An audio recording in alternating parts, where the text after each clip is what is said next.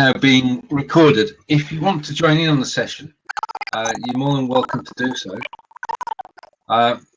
Just to check first, Kelvin, can you hear me properly? Kelvin's not. Thank you. Okay, that's confirmed. So, well, there've been changes to Blab itself, the Blab profiles this week, which have rolled out, and you can now go to somebody's profile, and there's a full profile page, and you can see the Blabs that they've taken part in. All the replays are there, and in addition to that, you can see what's upcoming as well. So Blab continues to evolve, and it's very interesting times. They've got the Mega Blab going on at the moment, which is 7 days non-stop. Do you think we're up for that, John? Right, hang on. I'm just going to make you. Right, I'm just going to make. I'm just going to make you host, and then if anything happens on my side, you now have full control. So John looks became co-host. That's good. And you.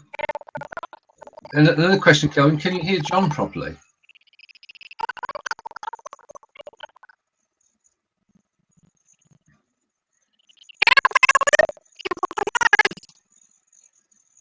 Right. Good morning, Damien. Welcome. And you're more than welcome to join us and to be live on this particular Blab.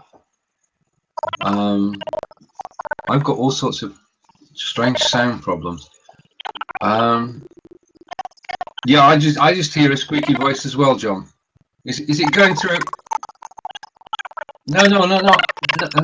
It's like, what's the John is not normally squeaky. He's just squeaky this morning. It's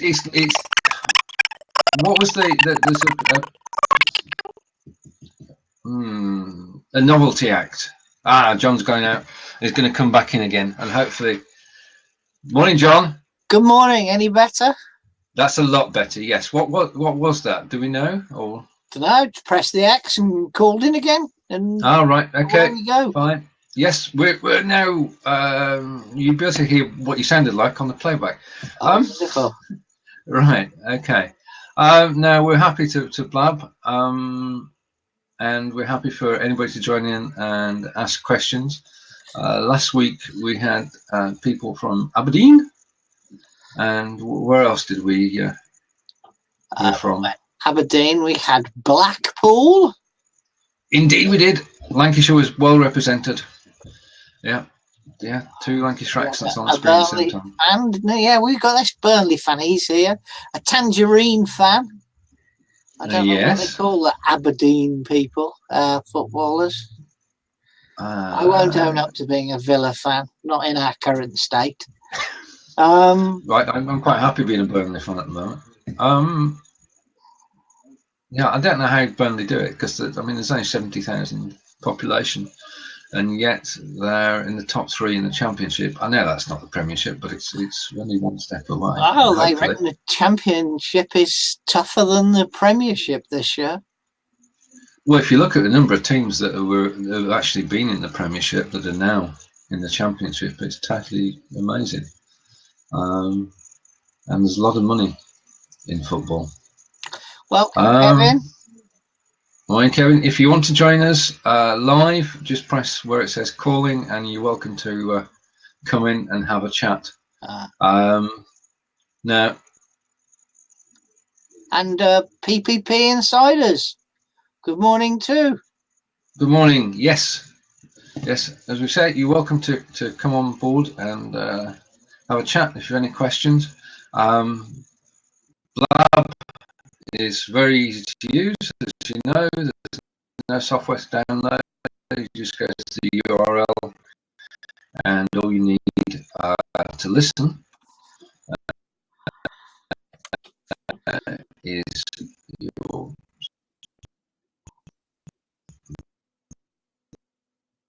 You're breaking up now, Stephen, and now you've gone very still. Are you still there, Stephen?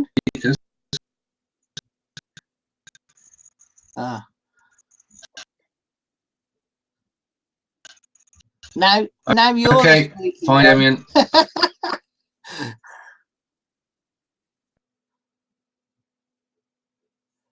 You're like a mobile phone call that's breaking up. Oh, he's gone. He's going to come back in by the look of things. We still seem to get these odd little difficulties. I often wonder whether they're local lies due to your own internet connection and the quality of that. No sign of Stephen. Well, Stephen is in Wiltshire. I'm in just south of Birmingham. Perhaps the other people would let us know where you are. So good morning to all of those that have recently joined us. Our objective of Blabbing for Britain is really to get more activity on the blab.im in the UK. And that's why we do it at 10 in the morning. So we've got Stirling in Scotland, Skipton in North Yorkshire, Cambridge, and we're starting really to spread around the country. We've got a promise that someone's going to join us from Cornwall shortly. And yes, all familiar faces. But I think we are getting new people to come and join us over the months as it goes on. And Blab is definitely getting more popular. I don't quite know what's happened to Stephen, whether the internet has gone down in devices or... he's coming back. Well, he's certainly pinging as if he's attempting to get in. Would anyone else like to join us and come in on the open seat? And Kevin's going to come in. Host of Passing Places. Be interesting to find out what Passing Places is. So let's give him a big tick. Good morning, John. Hiya, how you doing, Kevin? Yes, fine. Can you hear me okay? Yep. Yeah, Passing Places is my little podcast. And you do that on a regular basis? It should be going out today. It should be weekly, but I'm not that reliable. Sometimes it takes me a few weeks to get an episode out. But it's it's like a diary of my travels around Scotland. So it covers people who are tourists or coming to Scotland on a holiday, quite like checking it out. So quite a few people that I know I met through the podcast because they came across it and then would get in touch, and ask for advice or information, and then I would end up meeting some of them on their holidays. All right. Yeah. So what's this device down in the corner by your elbow with the flashing light? Well, I could say it's Blab Bling, but it's my podcasting gear. That's a noise gate and compressor. All right. Which means Hi, Stephen. Good morning. Morning. Hi, Stephen. Okay. Can't tell me you're back. Sorry, carry on. I'm just going to... Yeah. So the noise gate, what does the noise gate do? It's a piece of hardware that sets the noise floor or the threshold for the audio to be sent to you. So what it basically does, by turning a knob, I can tune out any background noise, like the sound of the fan in my computer. Or I don't know if you can hear the dog just now, but I can just turn the knob until the background drops. And what happens is when I stop speaking, this little light goes red. Yeah. So that when you speak, it should stay red almost. And that means that you won't get any feedback. You get the echo comes in on Blab. All right. Okay. That comes from the speaker through my microphone back to you. So using a noise gate prevents any feedback.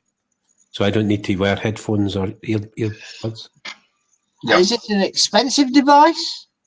That's a 2-channel gate and compressor. The compressor smooths out the audio so you don't get excessive peaks and troughs.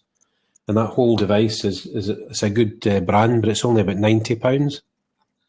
All right.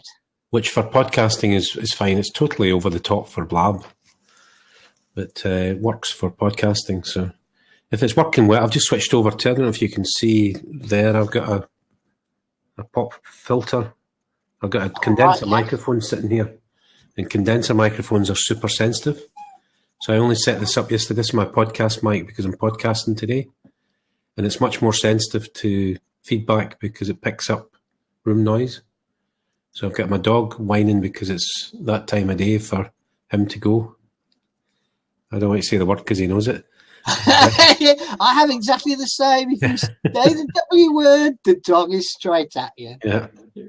So my dog's been trained to pick her lead up as bring her lead to you as well. Not by me, by my wife. Yeah, well, I've got a Jack Russell, and it's that time of day. I mean, dogs are, as you say, are similar, but he now knows the spelling of these words as well. So if you can hear him, I don't know if you can hear him crying. It's also because you're speaking. As soon as he hears anybody, it's normally on Skype. He thinks that he should be able to come up and see who's on Skype. All right. Oh, right. My dog gets evening walks, so we tend to take her down our allotment and walk around the allotment. Where did you say you were in England? I live in Solihull, just south of Birmingham. Oh, yeah, I know you are, yeah. And we're pretty keen allotmenteers, as is Stephen. Stephen's got an allotment. Well, that was something that was in my mind very recently. I live in a flat or an apartment, and have done for a few years now, and I get stir crazy because I don't have any outdoor space. So I have a motorhome, and I spend most of the year travelling in the motorhome. All right. I'm thinking, shall I look at either moving to get a garden, or shall I get an allotment? And my dilemma is just, the responsibility and the maintenance of it, as well as the enjoyment of it. Would I be around enough? I would need to ensure I was here. You tend to get chivied along by your fellow allotmenteers if you let it slip, shall we say? I can imagine that being quite annoying. But I will tell you, people are so helpful. It's not true. I got my first allotment at the beginning of this year, and I've now got two. Right.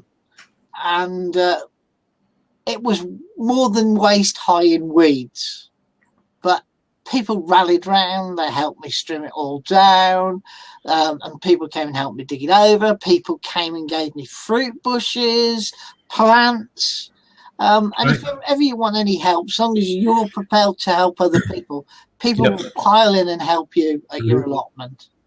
And if you go away, people say, "Well, I'll look after your watering for you," and all that sort of stuff. Yep. So. Yeah. Well, there are allotments. I'm in Stirling, and there's allotments which they have managed to get some extra ground in the last few years, which is taking some of the pressure off the waiting list.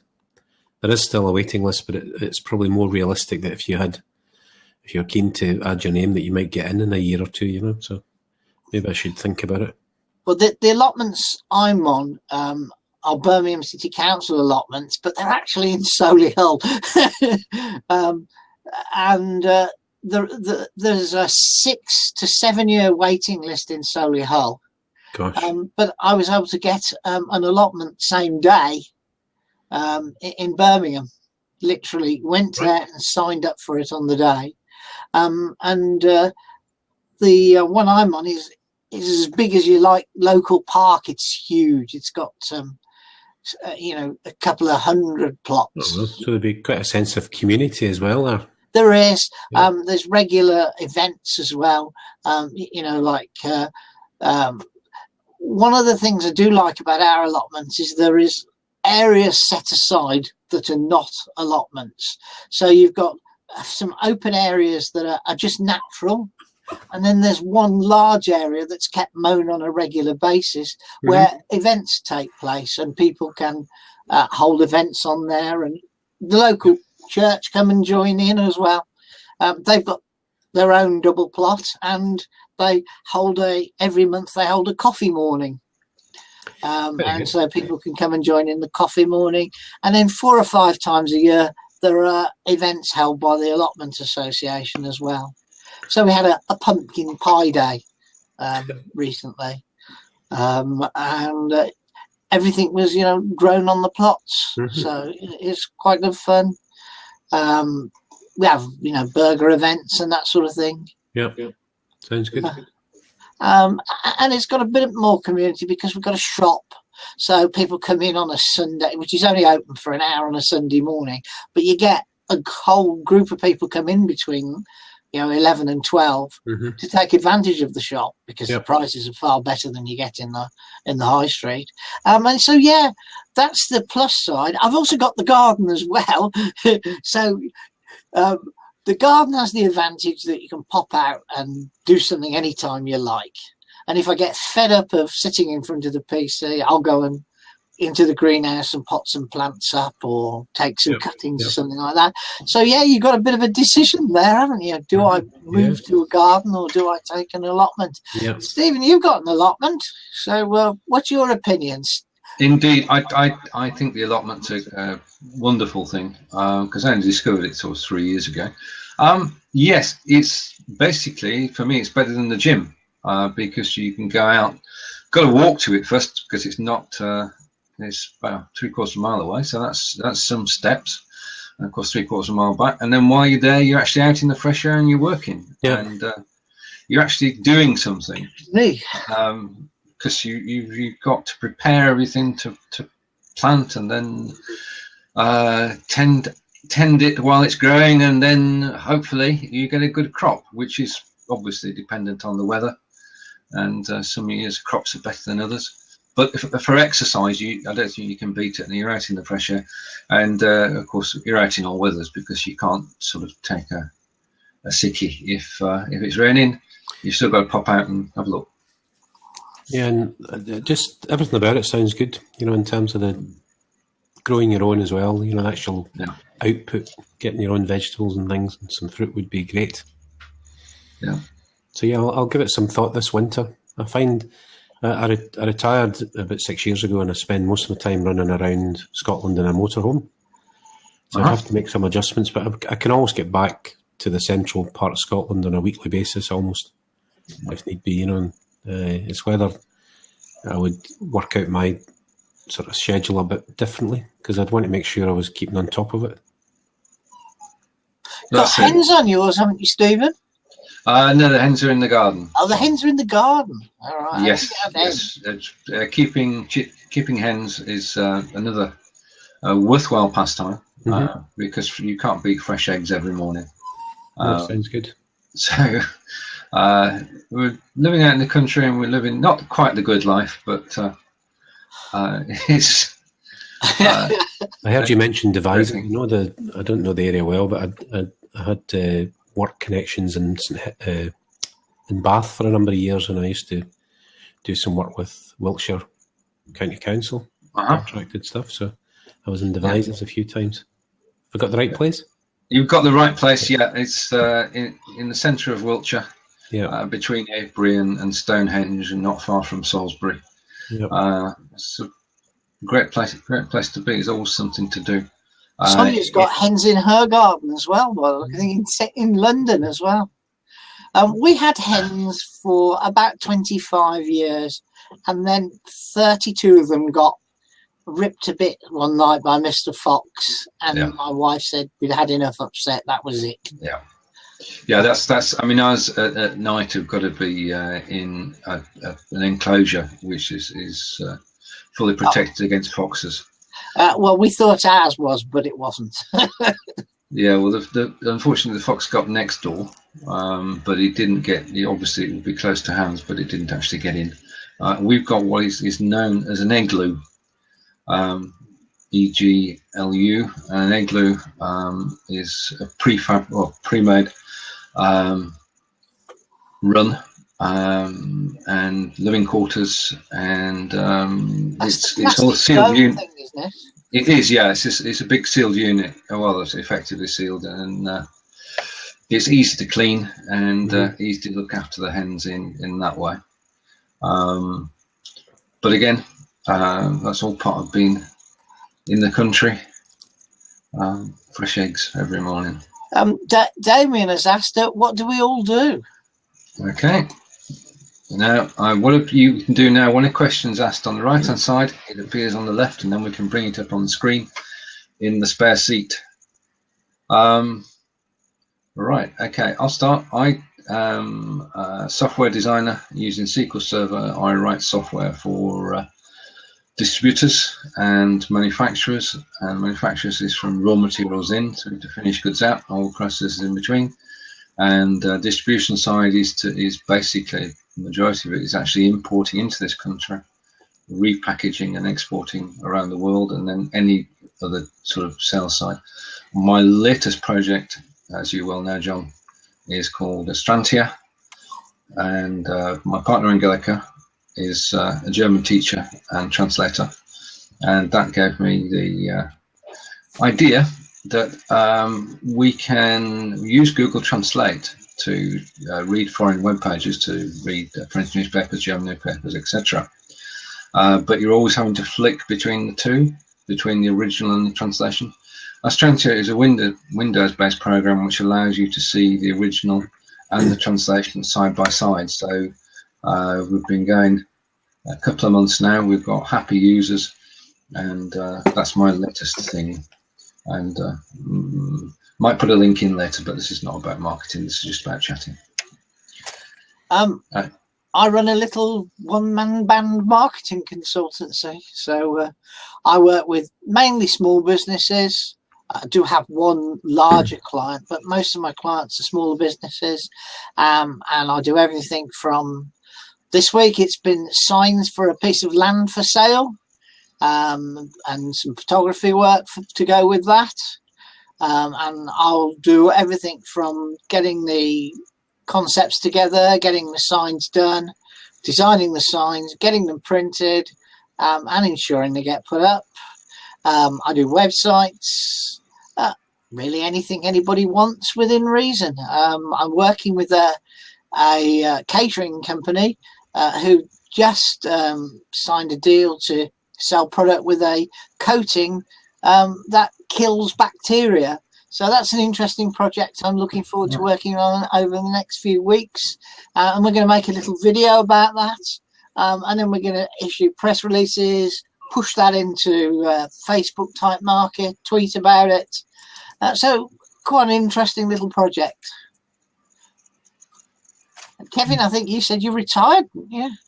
Well, yeah, I ended up I was a social worker by profession. I worked in local government, and I ended up in senior management, and from there I went on to be a director of a national voluntary organisation, which is where I was contracting back into local authorities. And from there I ended up in the private sector with some private equity people, and I built a care business in Scotland, which I had taken a stake in, which I sold my part of it, or I was the chief exec, but I came out about 6 years ago.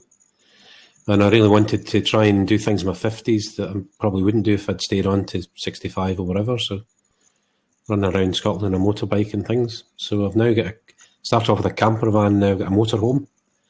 So the last few years I've spent maybe 8-9 months of the year travelling around the country.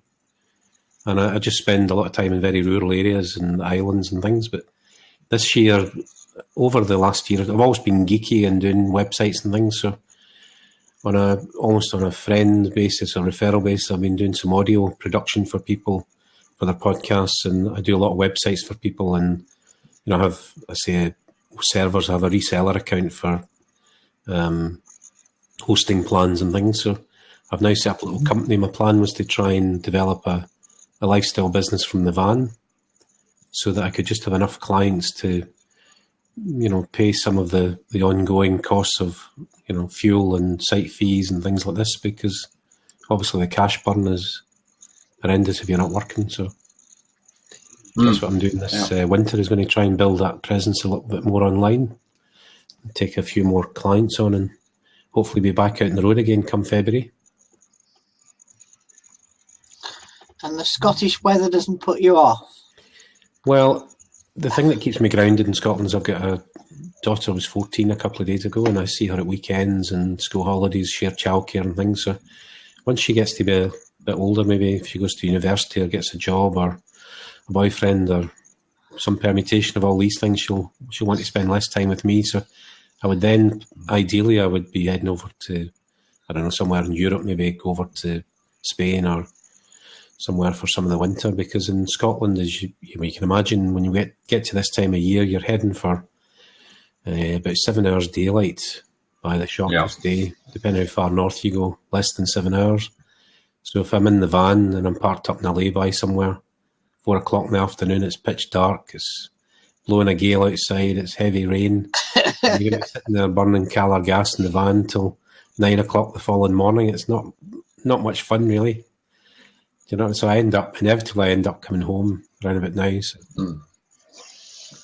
it's amazing how much good weather you actually get. When I say good weather, you get very settled weather at times, maybe 3 or 4 days of high pressure.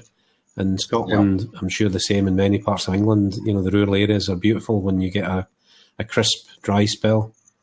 I might take myself off for a few days at a time. So I'm always checking the weather. That's my indicator for when to do anything or go anywhere. And I'm in a good location. I can go east or west or north or south quite quickly. So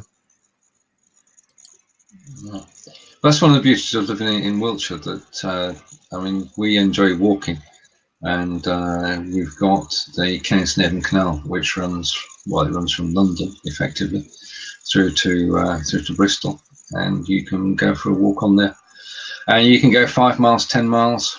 We've also got Avebury, which we can visit any time, which is rather a mystical place, and then of course Stonehenge, which is even more mysteries surrounding it. Well, so it's getting out and about. I sometimes spend too much time in front of the computer in the winter, but today I'm going over to Loch Lomond, which is about 25 minutes away, and meeting somebody for lunch. But there'll be a walk involved on the West Highland Way for an hour or two. Because we've suddenly got a nice clear spell has developed today, but it'll only last for hours or maybe into tomorrow, and then we'll be back to the unsettled weather. And the other thing I do is like many people, I contributed to Facebook and I did some YouTube videos. I take a lot of photographs. Mm-hmm. But 2 years ago I started podcasting, and that's been unbelievably enjoyable in terms of getting traction and getting communication with people and friendships. So maybe a third of the people listening to the podcast are in America, and I've met so many listeners on their holidays, and I have a little Facebook group where everybody comes in and contributes with thoughts about their knowledge of Scotland. There's a lot of Scots and people in England who come up regularly for all sorts of outdoor activities, so they contribute to the content. So I've got a little community now of interest around what I do, so that's been really good in a way that other social media things haven't been. So the reason I'm on Blab really is just to look at whether I could extend that to some extent onto Blab and have a get together, a bit like your Blab just now, just an informal catch up every week with people. Yeah, well, it's ideal for that because it's easy to use, and you can forget that it's public. I mean, we're just talking, the three of us. And that's the way that I view it, and it's great because you're getting to meet people you wouldn't otherwise have met. Oh yeah. Welcome to Kevin. Welcome to Charles. That's Solihull Biz Club. Is Charles? Is my friend. Right. Very good. Yes, welcome. Who that is? Sorry, Kevin. I've spoken across. And what do you think of Blab then? Are you both enjoying it? I think we enjoy this. We used to enjoy a pint together when Steve lived a bit closer to me. This is a make-up for going out for Guinness, isn't it, Stephen? In a way, yes. Because, as John says, we've been friends for 10 years in the real world as well as the social world. And I lived in the Midlands for 11 years and then moved down to Wiltshire. And it is a way of keeping in touch with people. Because it's very difficult when you, a lot of people that we know are actually sole traders working on their own, working either from a small office or from home. Yep. And being able to keep in touch and just to talk lightens up the day and lightens up the mood, and is the way to go. We had a friend on the other week, one of our friends called Kevin, and Kevin is a periscoper, which obviously arrived before Blab, and he's got quite an audience on there. And he was saying that he can see that Blab and programs like Blab may well make a change to the breakfast networking that goes on at the moment, because having to get up at 5:30 in the morning, drive 50 miles to a breakfast meeting, sit down, have breakfast, speak for 10 minutes, and then go back, could be superseded by blabbing, because you don't actually, you can actually see each other. I mean, we can see each other, the way we're reacting to when we speak. It's not as good as being able to reach out and just say hello. You can't do that, but you can have online public meetings with up to 4 people rotating the seats. So it's perfectly possible to have online meetings with substitute for breakfast meetings. That was Kevin's view of what's going to happen.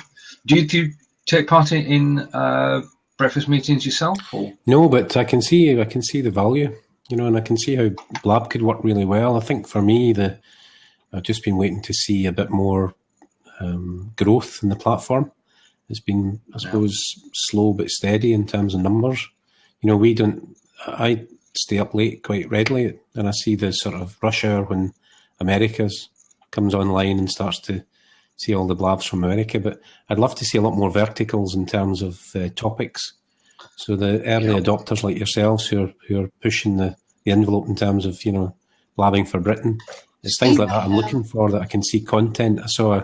They call motorhomes and things RVs in America, but an RV group popped up the other day, and I've seen a lot of things in relation to topics I'm interested in beginning to make some appearances. So we're moving a little bit beyond the obvious business entrepreneurial thing, and quite a few podcasters are on the platform too. So Stephen interviewed I would call a young lady, but she might hit me if I say that, called Sarah Arrow, who is pretty well known in the, what's the word I'm looking for? God, my brain doesn't want to work. Blogging. That's the word I'm looking for. I knew it was a B, but blogging. Right. And I joined in, but Stephen was doing all the work. And we had 176 people on that, and that was last week. That's amazing. Stephen's doing his regular interviews as well as this, and I think Stephen's getting momentum on that, and we're starting to get a bit of momentum on this as well. Growth. Every so often you see blabs that have they bring in almost like a tribe or a following, or they on the day. Sometimes I've come on and there's only like maybe 10 blabs with very little activity going on, but there's definitely, you can see blabs attracting hundreds of people. Somebody was saying they were in a blab with over 1,000 people the other day. So it's possible. You could see with the platform we grow. The thing for me, when Periscope launched, it was growing 100,000 new registered users every week for the first 8 weeks. And obviously Blab is measured in tiny numbers in comparison. But then it's still in beta, and it's a platform that people need a little bit more arm twisting sometimes to come on camera and things. So it'll take a little while for people to relax into it and see the real benefit, maybe. I think you're right. There's a British reticence to appear on camera. I don't know. It's part of our culture. I think that we find it difficult to step up. But I mean, if you did a Google Hangout, then when you're doing a Google Hangout, people, your picture would fill the whole of the screen when you were talking. Yep. Which brings attention directly to you. And I can understand people not wanting that. But in this scenario, we've got up to 4 people talking, not necessarily at the same time, but on screen at the same time. And therefore, people's attention isn't on you all the time. There isn't the same, I don't think there's the same sort of pressure. I think Blab is also friendlier. I mean, we're just having a natter now. We're not trying to make a point. We're not trying to sell anything to anybody. Yeah. We're just enjoying meeting for what is effectively the first time for Blab. Then we want to be brought together, and the same is true of everybody watching. Just take a plunge and join in and talk to us. we'd welcome it. I think that the thing is that there are two different audiences at the moment. As you say, there's a time split. If you come onto Blab in the morning through to about 2 o'clock in the afternoon, you're not going to see much action going on. It's only when the Americans come on board and they start blabbing that the audiences tend to grow. So if you bring in a show in the morning, I mean, you won't get the same numbers as people later in the day. But I want to make one point. It's the numbers indicate that people are actually watching.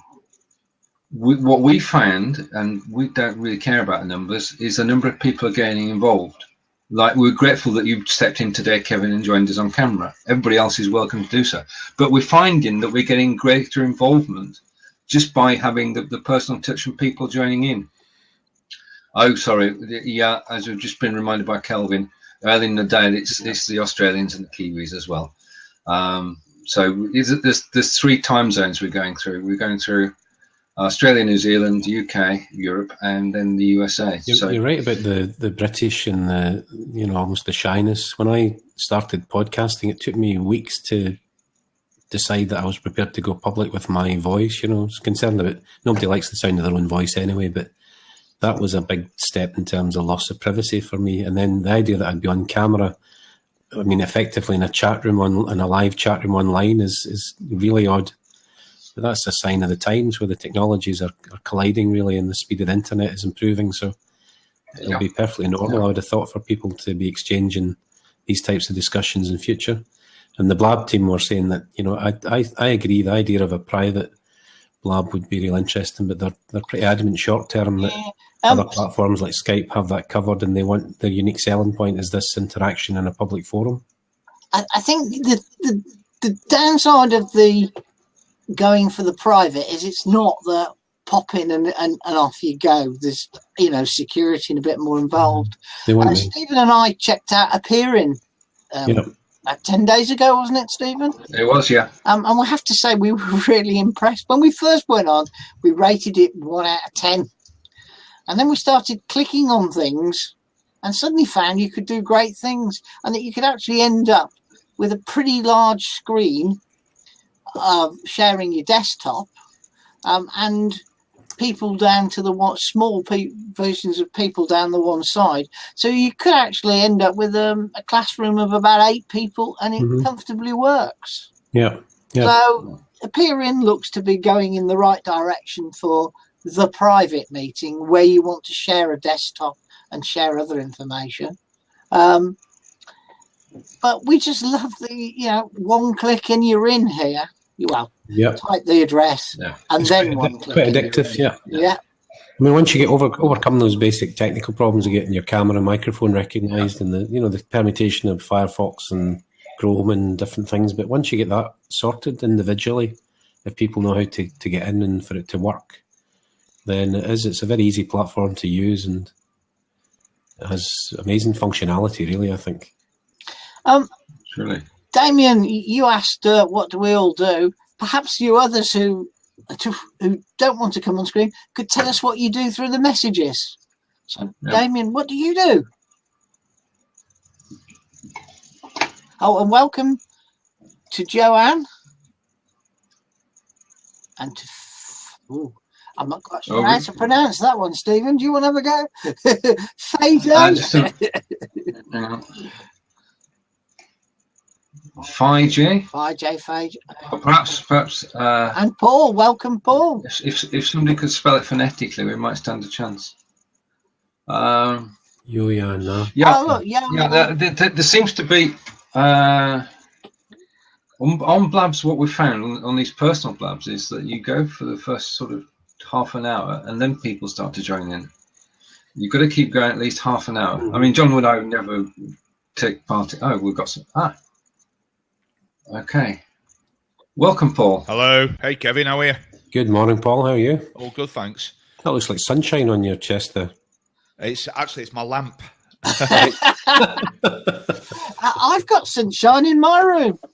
I was just going to say to your point there, Kevin, about some people join half an hour or so into the show. Yeah. It's a good idea to first of all schedule your blabs in advance.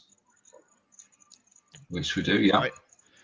But also have a pre-show for maybe 10, 15, 20 minutes before you actually go on air, because then that gives chance for people to join you. Right. Okay, got it. So we start a quarter of an hour earlier. Yeah. But it also, especially if it's someone you've not had on the show before or not familiar with Blab, gives you the opportunity for them to test the microphone and the webcam and make sure everything's working properly. It's quite a good idea. We're 10 o'clock every Thursday morning. So what do you do? What's your show? It's Blabbing for Britain. Blabbing we for talk Britain. about anything. We've spent 10, nearly 15 minutes talking about allotments this morning and hens in the garden. So we'll tackle any subject. Oh, God, blimey. You guys know how to have a good time, don't you? Yeah, no matter how controversial. We surely do. Excellent. Yeah. We talk technical as well. I mean, Stephen's an SQL server programmer, so he's very technical. Right. And we'll talk marketing. I'm a technical marketing person. I started life as a programmer, but for the last 25 years, I've been in sales and marketing. So, what, as your own business? 16 years as my own business. And I guess I've been in sales and marketing a bit longer than I said. I moved sort of from the technical to the marketing arena in about 1985. Oh, okay. So it's a bit longer than I started as a programmer back in 72. So wow, blimey. I'm older than you look. At least that's what I keep telling everybody. I'm actually 60 in a few days. So. Oh, you're right. Excellent. That's no age. You're still behind me, John. Yeah. So, Paul, what do you do? I'm a social media marketing consultant. So I help companies of all sizes, from small independents through to multinationals, with their social media marketing, mostly from a content point of view. So I help them create content. So yeah, that's what I do, and have a lot of fun with it, actually.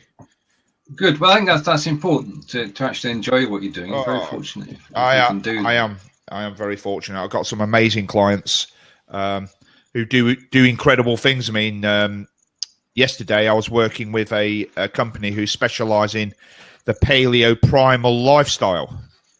I don't know if you've heard of that.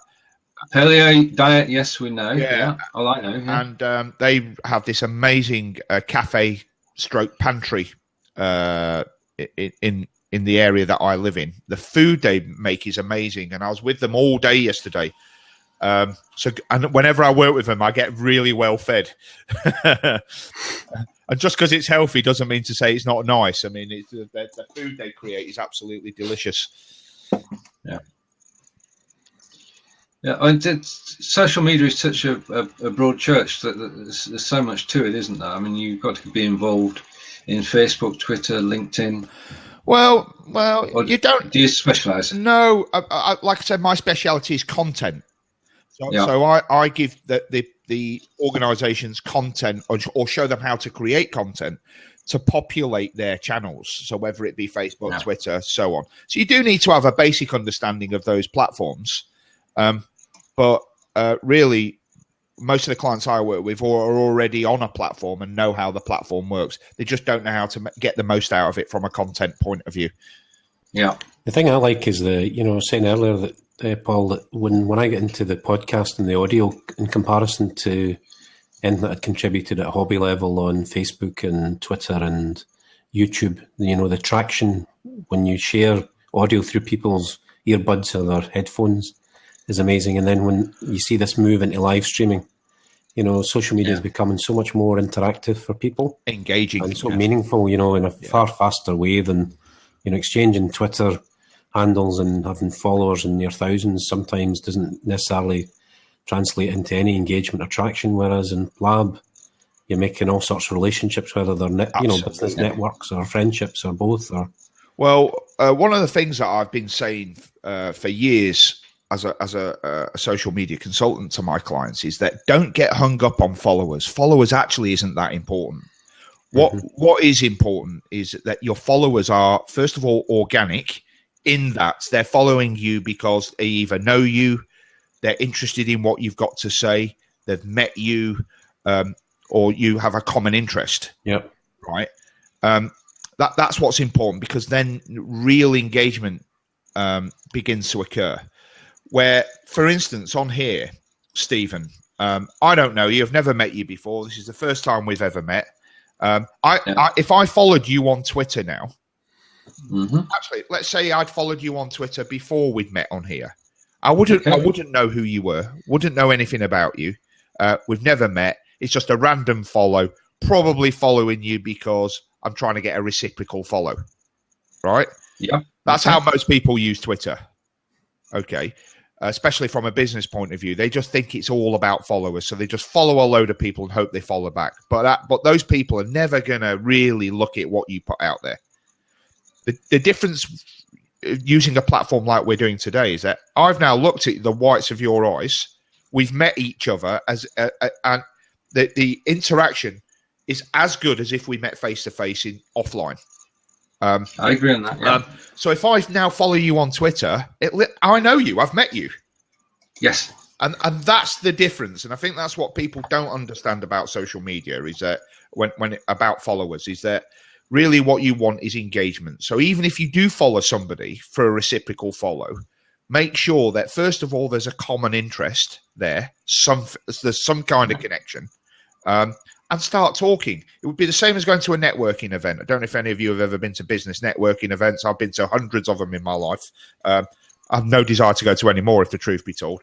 But, if you went to a business networking event and never actually spoke to anybody, if you just sat in the corner on a chair and never engaged with anybody, then you're not going to get anything from it. And social media is exactly the same. Right. Okay. I take your point. If you're here to market and you want to market your company, then it's far better to get involved than it is to just broadcast and hope that you're going to win. Because one of the factors, it's in the title, Stephen. Social media. The first word is social. Yeah, indeed. And the situation is that if you're talking on Twitter, then if you have 1,000 followers and you send out a tweet, the odds are that only 10 people will see it. If that. Because there's 1% is the sort of average, and 2% would be pretty darn good. So Blab represents a way to actually get involved on a more personal basis. And I'm using this platform today with Jon is just a pleasure and joy to just have a natter and for people to join in. But I think this platform has commercial values too. Oh, without a doubt. Without a doubt. I have at least 2 interviews a week with small business. Right. And the one I did a couple of weeks ago was for Elements for Life, which is based down in my neck of the woods, and they're a chocolate factory. Right. They manufacture, starting in the kitchen, actually making chocolate kits. And they then, over a period of 5 years, grew to the stage where they moved into a factory, and they've got employees, and they're selling to the major companies throughout the UK. And they want to celebrate 5 years in business. Oh, and how do you celebrate 5 years in business? You do a blab. Yeah, so I interviewed Dan and Paula on a blab. That blab is now up on YouTube. And when anybody asks, how did you start in business? What's raw chocolate? What are you doing now? Where can I buy your product? Then they can put, rather than having to explain 100 times a week what they do, they can just send people to the YouTube.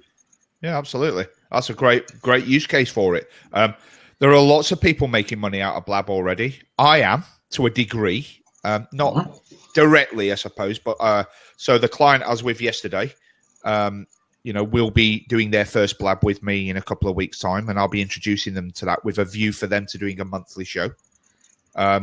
And I'm just sharing a link in the comments now. That's a woman called Christine Bailey, another one of my clients who I've introduced to Blab, and she's already broadcasting regularly on the platform. No. So while I'm not making money by charging people, directly, these are my clients who Christine's joined us, actually. There she is. How about that? Welcome, Christine. And she's jumped back out again. But she was there for a second. I don't know if she's on a mobile and hasn't got good signal or whatever. But just by mentioning her name there in the comments, she got a push notification on her mobile device and realised that someone was talking about her. Yeah. That's the power of this. Indeed. Just coming back to your point about followers a moment ago, followers on Twitter and them being real, it's equally important to have followers on Blab. I'm not so sure about that. It is. I suppose it helps, definitely. But I've just done a Blab with somebody literally before I came in here, and there was as many people as +1s watching it as there were people who had profile pictures. And I don't know if you know the difference between that, but that basically means that the +1s are people who don't have Twitter accounts or are not registered with Blab, but have seen an advertisement of the Blab, say in Facebook or somewhere externally, through your own followings on other social media platforms, and have responded to that call to action. The follower thing, for me, is a bit like Twitter. There's a lot of people easily making the mistake of following people on Blab on the basis you follow me, I'll follow you.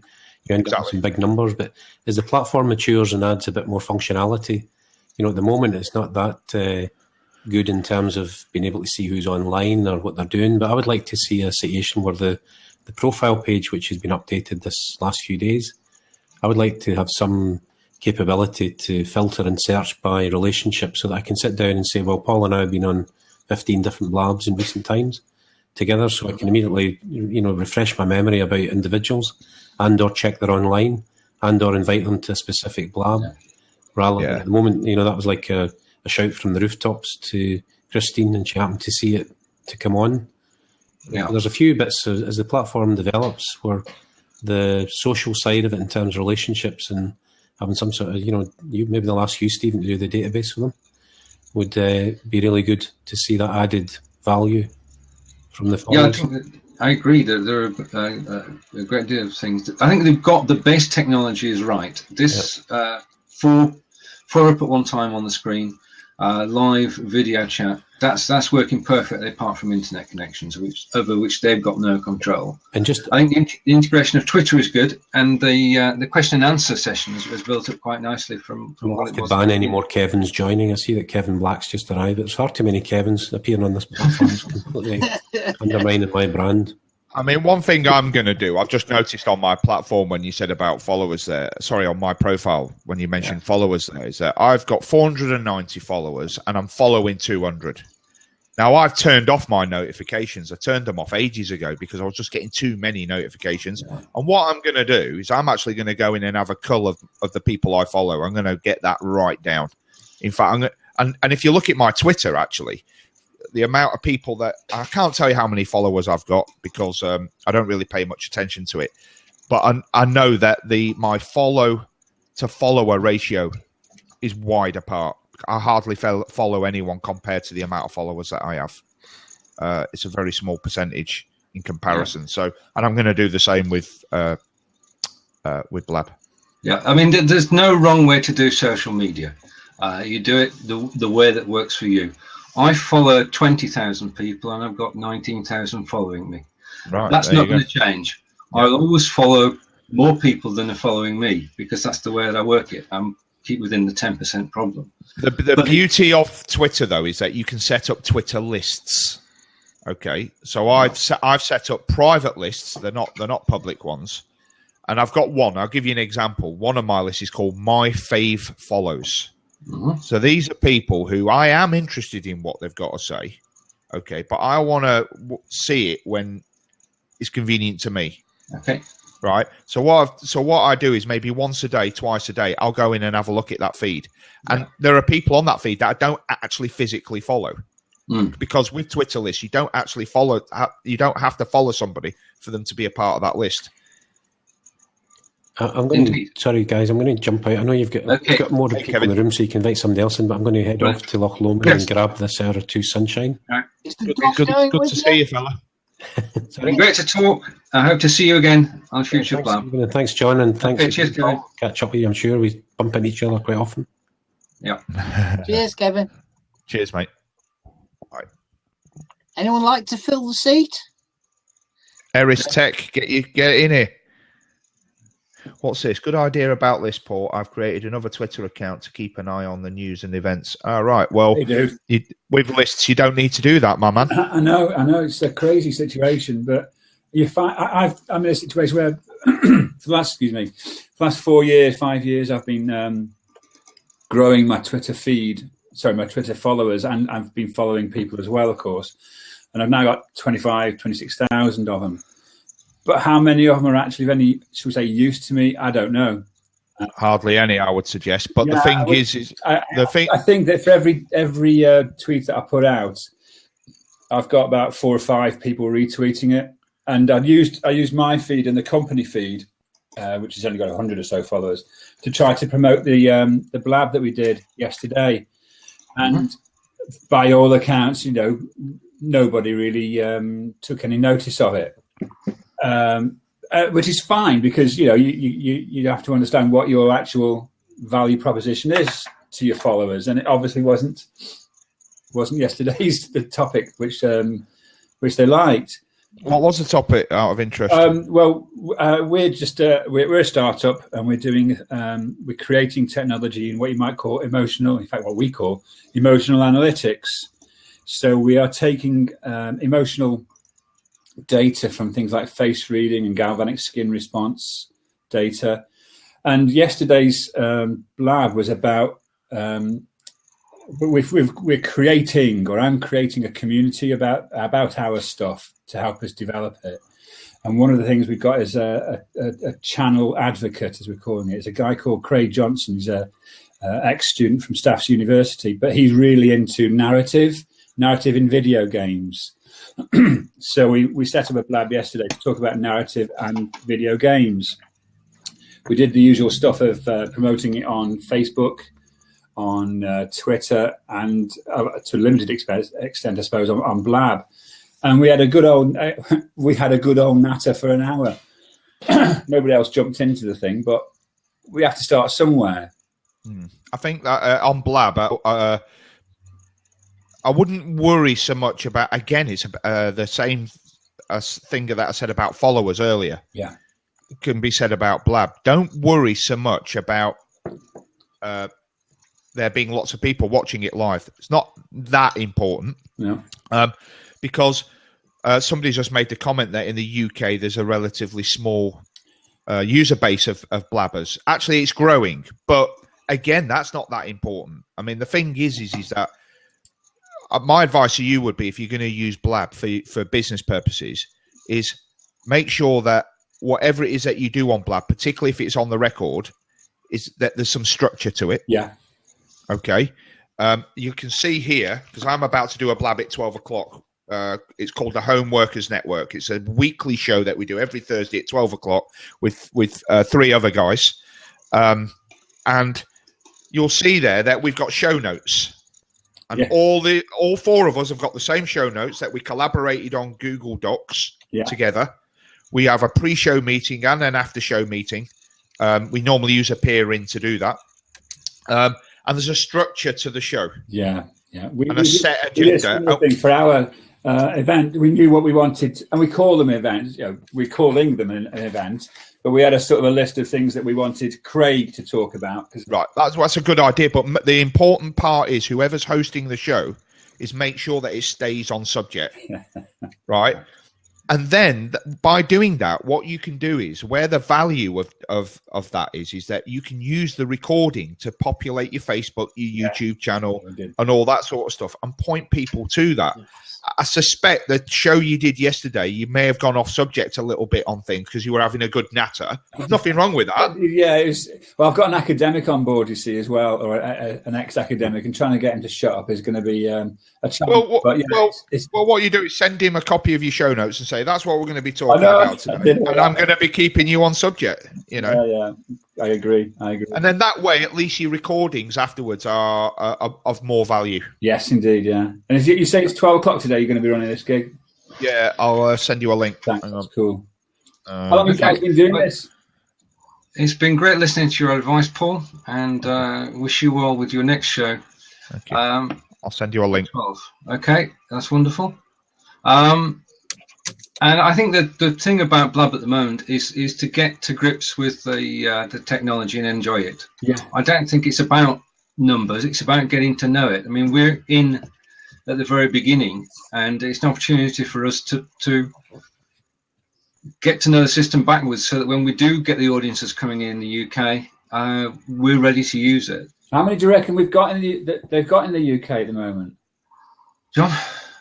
I have no idea, and I don't think even Blab know how many people they've got in the UK. We've just been trying to create a momentum in the UK by doing this every Thursday morning. And got it. The only way we know we can grow it is we're doing this, but we're driving traffic to this, we hope. And, we're pretty pleased it is growing every week. Using all sorts of different things. Stephen and I, Stephen runs a group on Facebook, which I've been a member of since he started. And quite a lot of people we let know through that. What's the Facebook name? Group name? It's Prospect Networking. It's a group of people who've known each other for the last 10 years in business.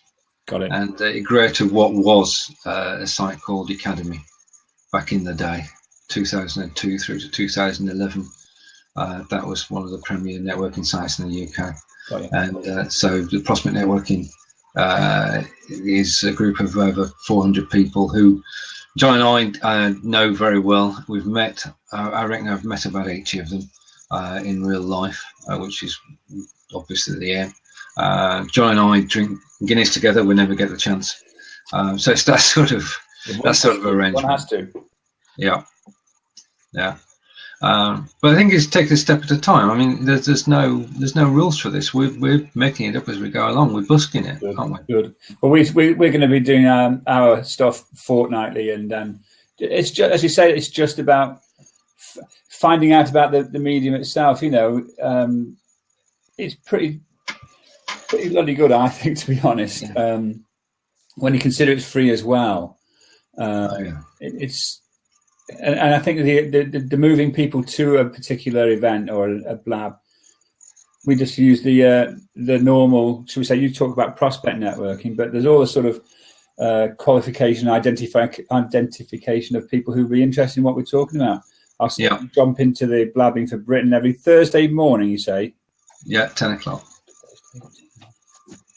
And what was the one that's been run at noon today? Oh, the Home Network. Yeah, Paul's put the link on the right-hand side. Yeah, so that, because we're based in Manchester, Leeds, Stafford, and Stoke.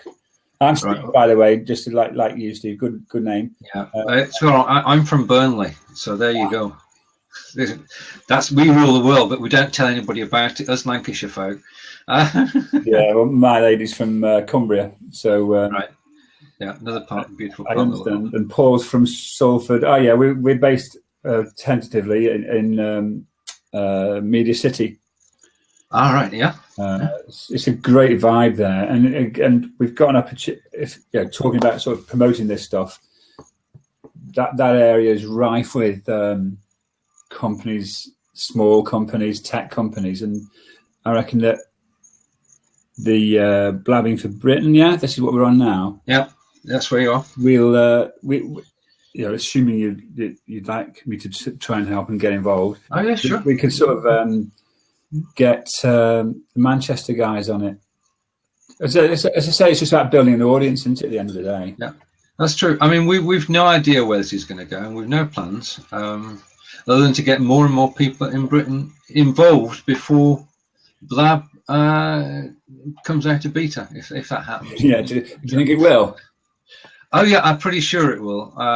We get the feeling that they're pretty serious about this. Yeah. That they've discovered they're onto a winner, because I mean, in online systems, it's, everybody who used to run Google Hangouts and webinars is moving across here. So the momentum is coming this way. The linking with Twitter doesn't do any harm at all. No, I said that on my Facebook post about it, because it is just so well integrated with Twitter that it's just too easy. It may be too easy, but we shall find out. Yeah.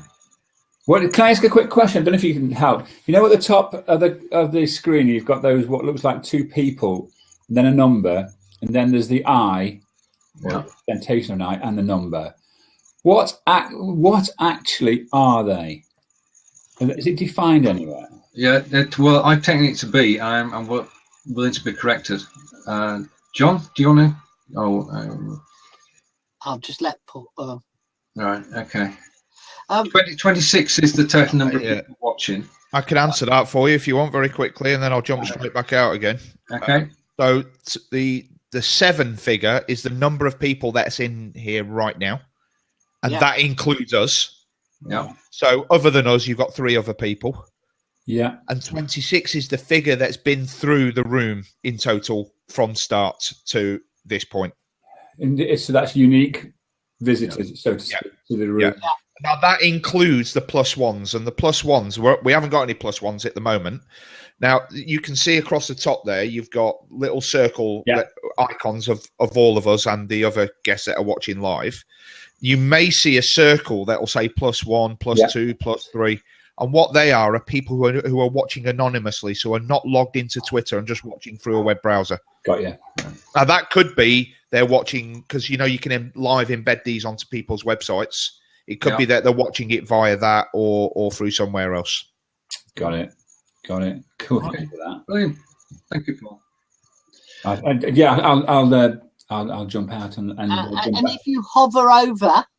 We've got a +1 just started in. Yeah, and if you hover over the pictures of the people, you see their bio. Got it. Got it. It's been a pleasure meeting you, sir. Just bear with me 1 second. Yes, John. And you too. Well, John, rush us off. So every Thursday at 10. There's no, on this one, there is no format other than just getting to know each other. And anybody wants to come in on camera can, and we sort of swap round. Yeah. But there's no pressure. And it's very friendly, which I like. Very friendly. Yeah. I'll go off camera and then keep an eye on you in this chat. Right. Okay. Thank you there. Right. I haven't got the faintest idea where John's gone. He'll no doubt be back in a minute. Just a moment to tell you that. I thought I'd just come in and fill the spot if it helps you. Oh, he's back now. I'll go. Yeah. Okay. Right. Man came to read the meters. All right. Real life got in the way. Expected. Right. But they're every day because they're smart meters. But apparently, this is the annual check. Right. Okay. I think we've had another great session, John. I think it's time to. Yeah, we've had a good hour and 10 minutes. So I do like the idea suggested of having the warm up, and maybe next week, maybe we. 10 to 10 rather than 10, and then go live at 10. It might get rid of the technical glitches. This morning it was down to TalkTalk. Not that we're going to mention them, and their internet service, which needed a bit of sorting out. Anyway, for a change today, I've just got one announcement to make, and I'm just going to paste the link in there. I've got a Blab tomorrow at 10:30.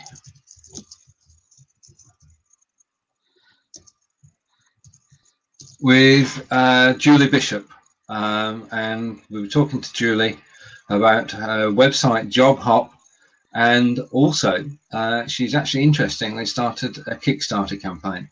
So we'll be talking to Julie about how to get a Kickstarter campaign going, about her own campaign, and about her website and how she promotes it. we've both known Julie for a number of years. She knows what she's talking about, and she is in the business of putting the right person in the right job. So very worthwhile cause, and she's actually hoping to grow that and to get more people in the right place.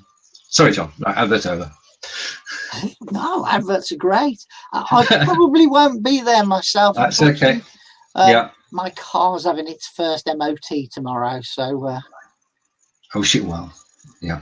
Well, it's still the first one's not so bad, is it? So, hopefully, there won't be any issues. Yeah. Right.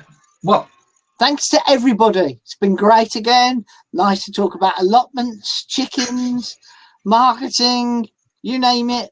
We're here to blab. We are most definitely here to blab, and we look forward to seeing you all next week, same time, same place, 10 o'clock next Thursday on Blab. And don't forget to join Stephen tomorrow. Thanks, everyone. Bye-bye. Okay, take care. Bye.